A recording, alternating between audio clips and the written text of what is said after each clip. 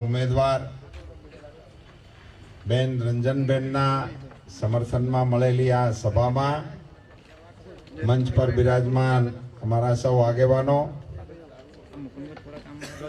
પ્રદેશ ભારતીય જનતા પાર્ટીના મહામંત્રી ભાઈ શબ્દશરણભાઈ, મુરબ્બી શ્રી લાખાવાલા, સાવલીના માનનીય ધારાસભ્યશ્રી, જિલ્લા ભાજપના માનનીય પ્રમુખશ્રી જીલુભાઈ,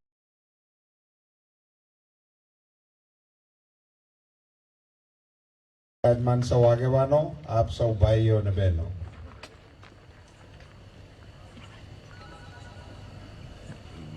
ભારતીય જનતા પાર્ટીએ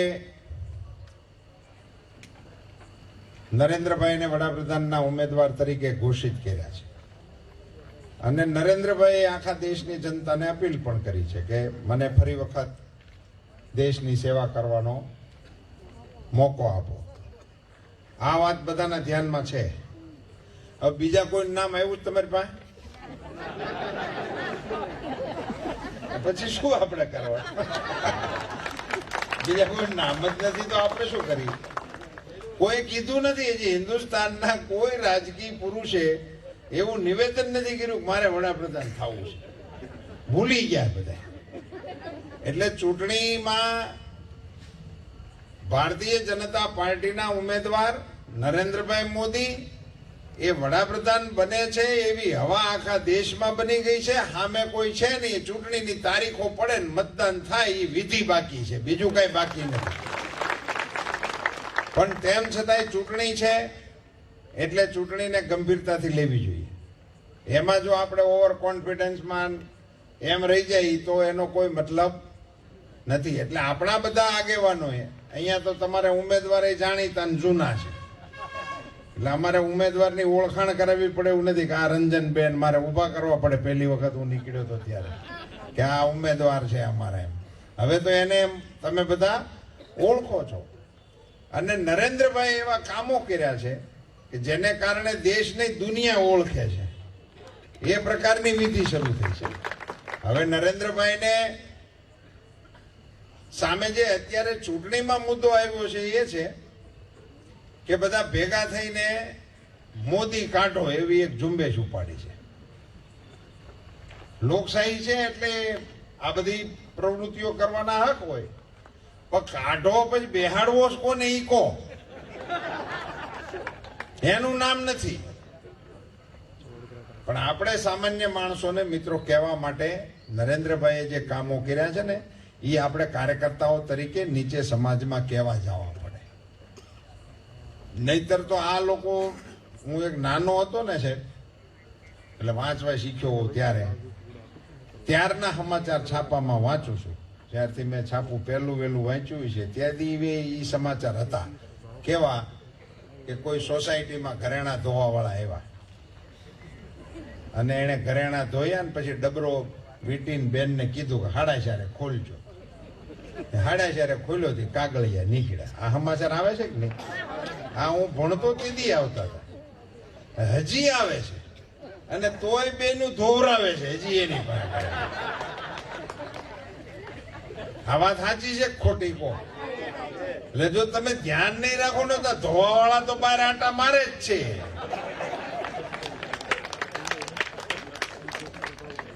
એનાથી આપણે સાવધાન રહેવું પડે. નરેન્દ્રભાઈ વડાપ્રધાન બન્યા પછી મિત્રો આપણા સામાન્ય પ્રશ્નોને હલ કરવા માટેના જે પ્રયાસો કર્યા છે ને એવા દુનિયામાં ક્યાંય નથી થયા. આપણા દેશમાં નહીં, દુનિયામાં ક્યાંય નથી થયા. 50 કરોડ લોકોને લાભ આપે ને એવી યોજના હજી અમેરિકા પાસે નથી.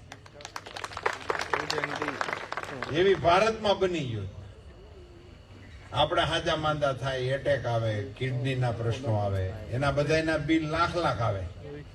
લાખ ઉપરનું જ હોય બધું, ગમે એવું નાનું મોટું હોય તો 2 લાખ 2.5 લાખ એવા જ બિલ આવે છે. હું તો કહું એટેક આવે ને જે માણસને એને પીડા થતી હોય ને એની હારે જે હોય ડોક્ટરને કહી શકે ભાઈ આને થોડોક વધારે દુઃખ થતું હોય એવું લાગે છે, એક ઇન્જેક્શન મારે ને તેની પીડા બંધ થઈ જાય અને એની સારવાર થાય. પણ એનું બિલ જ્યારે આવે ને ત્યારે એના કુટુંબીજનો ઉપર બીજો એટેક આવે 2.5 લાખ. મને એવા ફોન આવે છે કે સાહેબ અમને ખબર નહોતી કે આટલું બિલ આવશે, અહીંયા અમને કોઈક મૂકી ગયા, અમે તો કોઈ હતા નહીં ઘેરે, અને એટેક આવ્યો તો દડખા પડખા વાળા લઈને અહીં મૂકી ગયા, હવે બિલ આવું આવ્યું છે, તમે શું કરીએ? મેં અહીંયા વડોદરામાં ભાઈ ભરતને ફોન કરેલો છે, બેનને કદાચ ખબર હશે, વડોદરામાં અમદાવાદનું પેશન્ટ હતું અને કોઈ એમને અહીંયા દાખલ કર્યા હતા ને પછી બિલ આવ્યું તો એની પાસે ચૂકવવાની સગવડ નહોતી.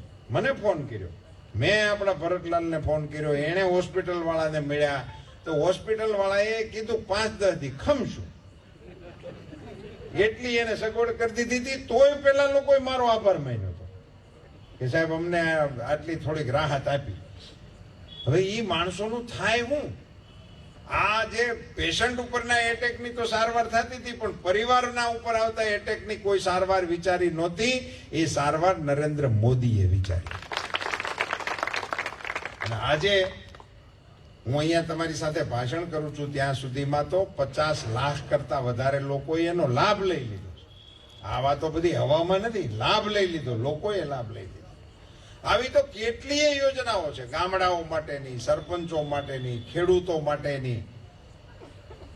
2000 રૂપિયા ખેડૂતોના ખાતામાં નાખ્યા. એ કાર્યક્રમ કોઈ જોયો તો? ટીવી ઉપર આવ્યો ત્યારે નરેન્દ્રભાઈ એક બટન દબાવ્યું અને 1 મિનિટમાં 1 કરોડ ખેડૂતોના ખાતામાં પૈસા વી ગયા. 1 મિનિટમાં. અન્યથા 100 રૂપિયા આપણે સરકારના મંજૂર થયેલા હોય ને આપણે લેવાના હોય ને 100 રૂપિયા, તો જૂની અમારે કોંગ્રેસની એવી માપદંડ હતો અમારી બાજુ ગામડે, મેં કહેતા 100 રૂપિયા દીઠ 2 જોડી સંપલ જોઈ, તઈ 100 રૂપિયા આવે. એને બદલે 1 બટન દબાવે ને 1 કરોડ લોકોના ખાતામાં પૈસા વ્યા જાય. આજે આધાર કાર્ડ ને બેંક એકાઉન્ટ ને ડાયરેક્ટ બેનિફિટ સ્કીમ, આ 3 વાનાને ભેગા કર્યા ને તે લાખો નામ એવા ચડ્યા જેનો જન્મ જ નહોતો થયો ને સહાય લેતા હતા. બહેનો આટલી બધી છે તો આશ્ચર્ય થાય મને. વિધવા સહાયના પૈસા જતા હતા, જન્મ જ નહોતો થયો એવી દીકરીઓના. જન્મ્યા વગરના લગ્ન ને રાંડી જવા સુધીના કાર્યક્રમો જાય. વિધવા સહાયના પૈસા ઘેર નામ જ ન હોય એવું, એમ એવું કોઈ પાત્ર જ ન હોય, પણ પૈસા જતા હતા. અને કેવડી રકમ જાતી હતી? રકમ નાની નહોતી, 1 લાખ કરોડ રૂપિયા. માત્ર ડાયરેક્ટ બેનિફિટ સ્કીમ અને આધાર કાર્ડની યોજનાને કારણે ભારત સરકારની તિજોરીમાં 1 લાખ કરોડ રૂપિયા બચાવ્યા નરેન્દ્રભાઈ મોદી. હું હમણાં ગામડાની સભા મોટી કરીને આવ્યો અહીંયા ભરૂચમાં, અમલેશ્વરમાં. મેં સરપંચો છે કોઈ એમ કીધું તો 7-8-10 સરપંચો ઊંચા હાથ કર્યા, આમાંય લાગે છે. હા હા ખમા ખમા, હા માતાજી હાજા નરવારા સરપંચો છે ને, ગામ ધણી કહેવાય. મેં એમને પૂછ્યું તમારા ગામમાં ભારત સરકારે કેટલા પૈસા આપ્યા? સાહેબ 2-3 સભાઓમાં 40 લાખ 50 લાખ એવી રકમ વાળા હતા, પણ દહેજ ગ્રામ પંચાયતના સરપંચ ત્યાં બેઠા હતા. એને આજે મારી સભામાં એમ કીધું મારા ગામમાં 2 કરોડ રૂપિયા આવ્યા, મારી સભામાં બોલ્યું. અને એ સીધા ભારત સરકારના પૈસા એક ગામમાં 2 કરોડ રૂપિયા આવે એટલે આ વાત 5-10 વર્ષ પહેલા અમારા મગજમાં નહોતી બેસતી. વિચારે નહોતો આવતો કે આટલા પૈસા કોઈ ગ્રામ પંચાયતોને આપે. સરપંચોને તો, સરપંચ એટલે હું ગામનો આગેવાન, અને જેટલા સરનામા વગરના મહેમાન આવે એ હંતાય સરપંચના મહેમાન. સીસીટીવી કેમેરા ને એવું તો અમે શબ્દ છે ને ભાઈ હમણાં આવ્યું, બાકી અમારે ગામો ગામ 7-8 સીસીટીવી કેમેરા પાદરમાં બેઠા જ હોય. ગમે ગામમાં જાઓ હાજર જ હોય, કોઈ એક પાદર એવું ન હોય કે સીસીટીવી કેમેરા ન હોય. આ જૂનામાં જૂની સ્કીમ છે અમારી. અને એનું કામ શું?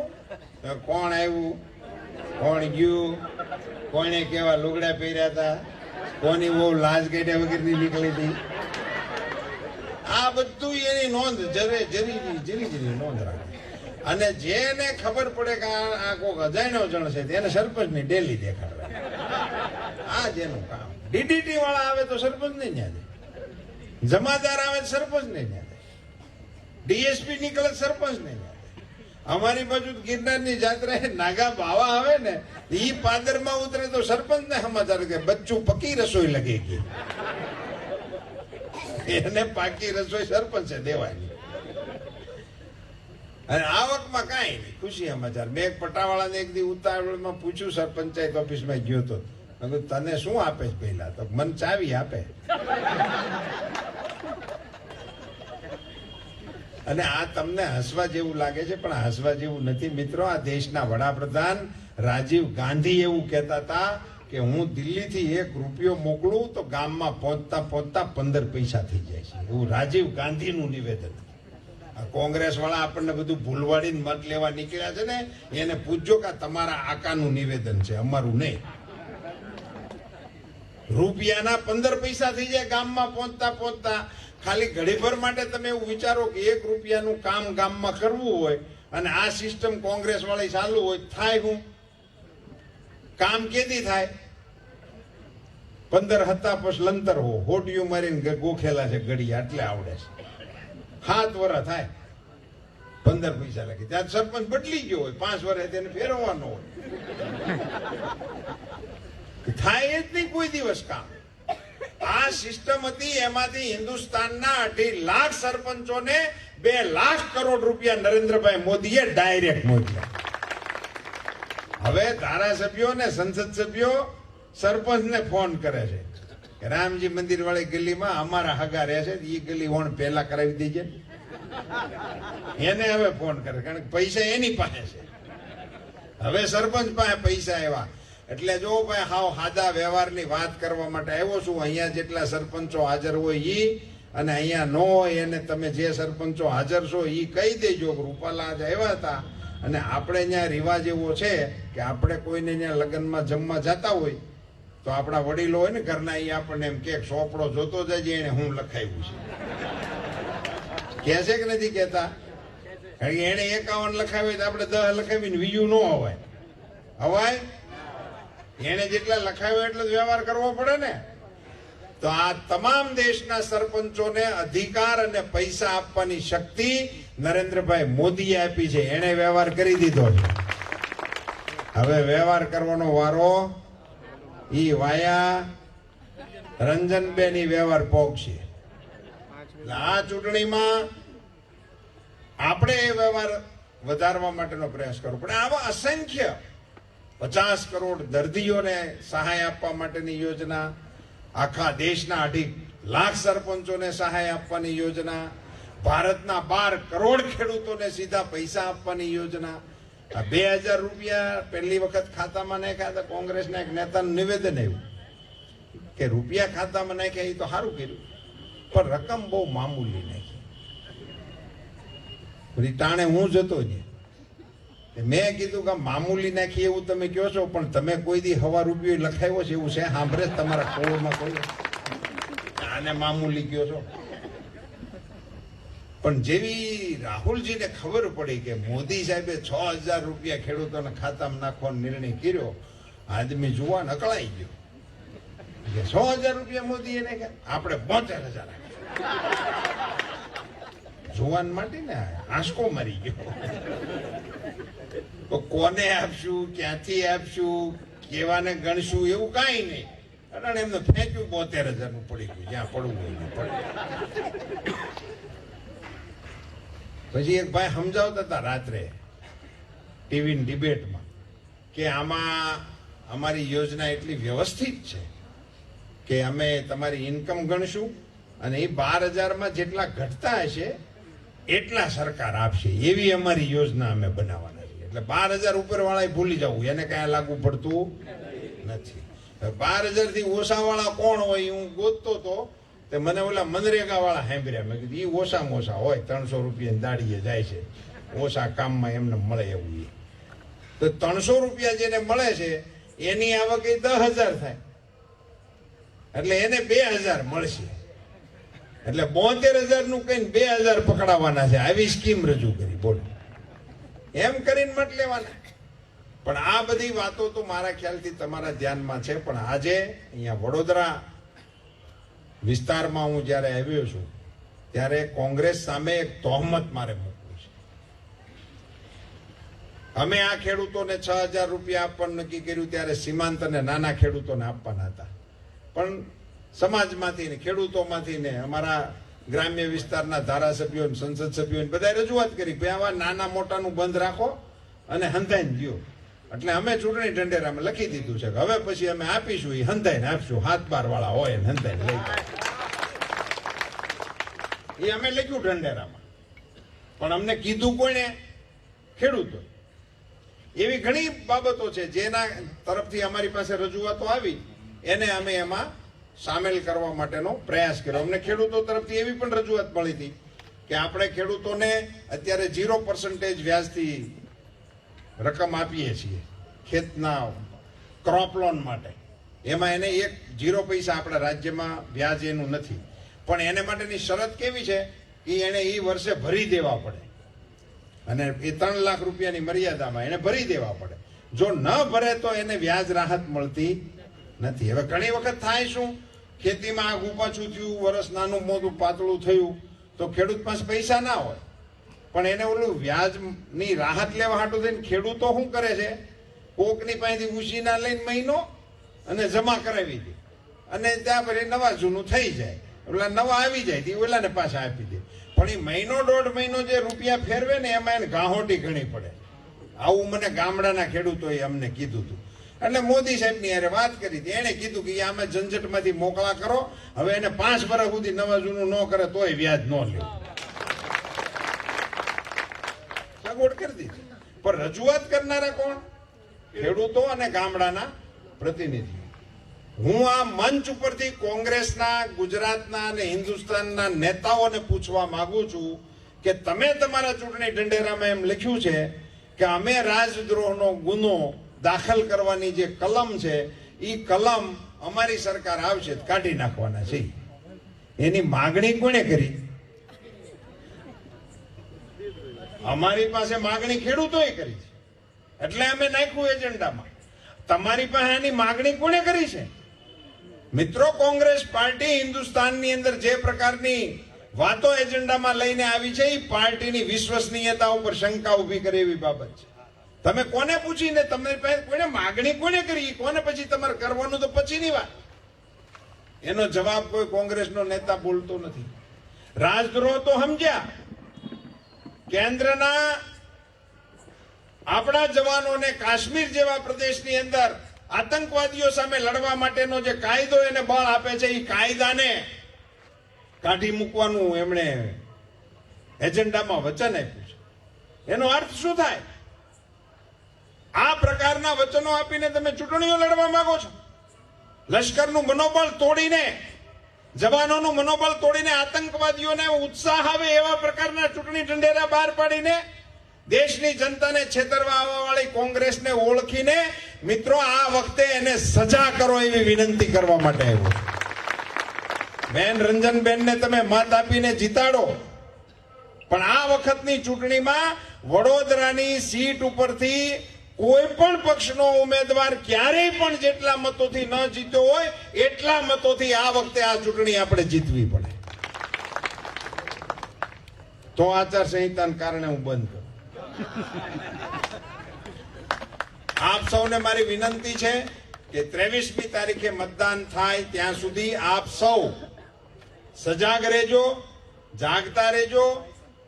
ઉમેદવાર તમે પોતે છો એવી રીતે મતદાન કરાવવા માટેની આપ સૌ કોશિશ કરશો અને દેશના વડાપ્રધાન નરેન્દ્રભાઈ બને ત્યારે એના ટેકામાં વડોદરાના સાંસદ તરીકે રંજનબેન એક મજબૂત ઉમેદવાર તરીકે ત્યાં જીતીને જાય એવા આપ સૌ પ્રયાસ કરશો. આપનો ખૂબ ખૂબ આભાર.